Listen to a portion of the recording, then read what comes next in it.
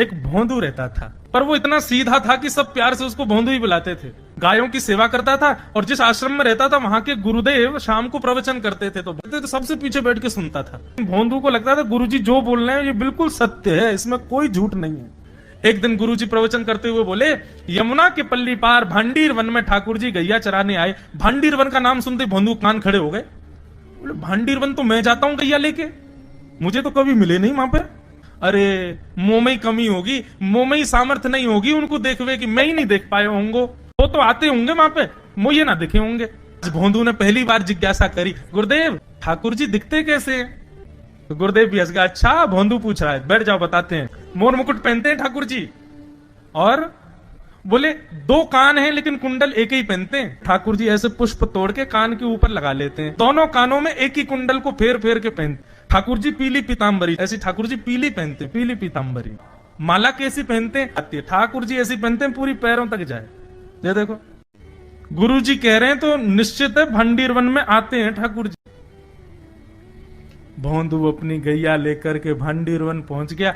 गैया चर रही थी, अब भोंदू ढूंढ रहा है, कभी वृक्ष के नीचे जाके देखे, कभी कहीं देखे, कभी ढूंढे कहीं से चंदन की सुगंधी आ जाए। गुरुजी बता रहे थे उनमें से चंदन की सुगंधी आती है, क्या पता कन्हैया यही कहीं हो। इतने भाव से, इतने प्रेम से और इतने भोलेपन से ढूंढने लगा ठाकुर जी को, और ठाकुर जी नहीं मिलते ना तो अपने आप को ही कोसता, मुंह में योग्यता ना होगी यही मारे ना मिल रहे, ठाकुर जी तो यही है। गुरु जी की बात गलत नहीं है, ठाकुर जी तो यही है। उसके उस सहज भाव पर, उसके उस सरल भोंदूपने पर ठाकुर जी रीझ गए, और इतने में ही भोंदू हताश निराश उदास बैठा था, खुद को कोस रहा था, मुंह में योग्यता ना है, मुंह ठाकुर जी मिलना है रहे। इतने में ही देखा सामने से असंख्य गायों का झुंड आ रहा है, और भोंदू ने जैसी उन गायों को देखा, ऐसी गाय कभी देखी नहीं, अलग गाय, सींग चमक रहे हैं, सींगों के ऊपर के भाग में सोने चांदी मढ़े हुए हैं, ऐसी ऐसी सुंदर सुंदर तंदुरुस्त गैया।